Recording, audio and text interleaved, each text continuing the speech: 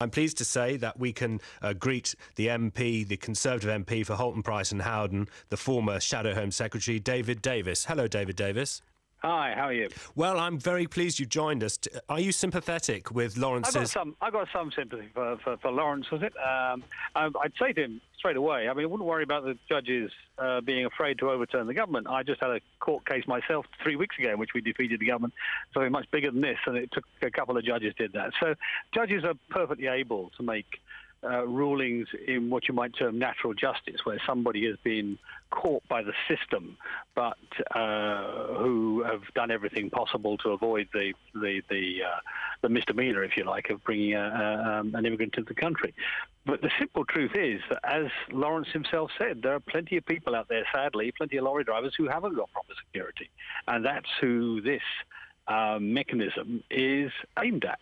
So absolutely aimed at. So I'll get to that point of yours in a second, but just on Lawrence's, you're an MP and you don't want to comment, I know, because he's not your constituent, but generally speaking, it sounds like he was trying, his vehicle was damaged with a crowbar, and he might have a case that could be heard in a court.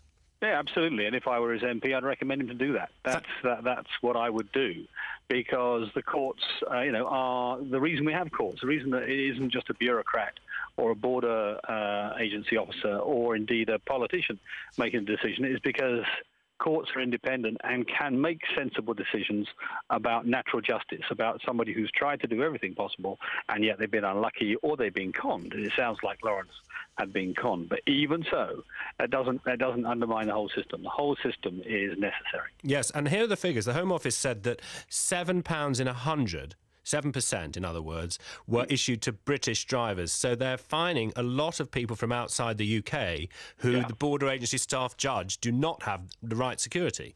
Yeah, and that's as it should be. I mean, bear in mind, the human trafficking in its widest sense is a very, very big business. And so you've got to shut the easy loopholes before you actually take on the sort of Mr. Biggs of the human trafficking exercise. Otherwise, you'll never shut the business down. And we're talking about vast numbers of people, remember. I mean, vast numbers. There was an estimate a few years ago that the number of illegal immigrants in Britain was over 500,000 and maybe approaching 1 million. I will be very surprised if it's not over 1 million now. And that causes real cost to society, real pressure on society, real problems of crime and disorder, as well as other pressures on society. And we have to make sure that all of these loopholes and all these ways in are closed. It's just the same for an airline. And if an airline brings somebody in with the wrong documentation, they're responsible for taking it back. And that costs a lot of money too. So this is not unusual. It's not solely about lorry drivers.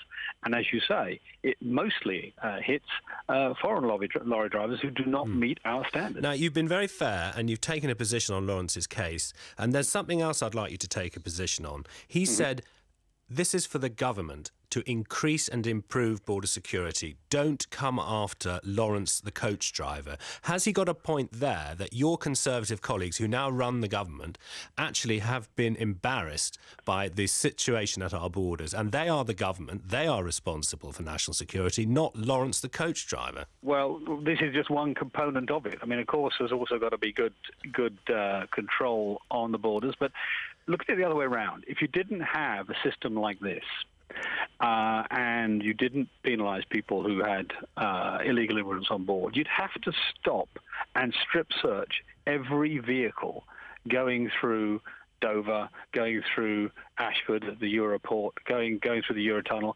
You'd have to have a mechanism or an approach which would make it impossible, basically, for the trade and the tourism that goes through these routes to operate. Every single person will have to be stopped and their vehicle opened up. You really don't want that. David Davis, thank you very much indeed. He's the MP for Holton, Price and Howden. Thank you.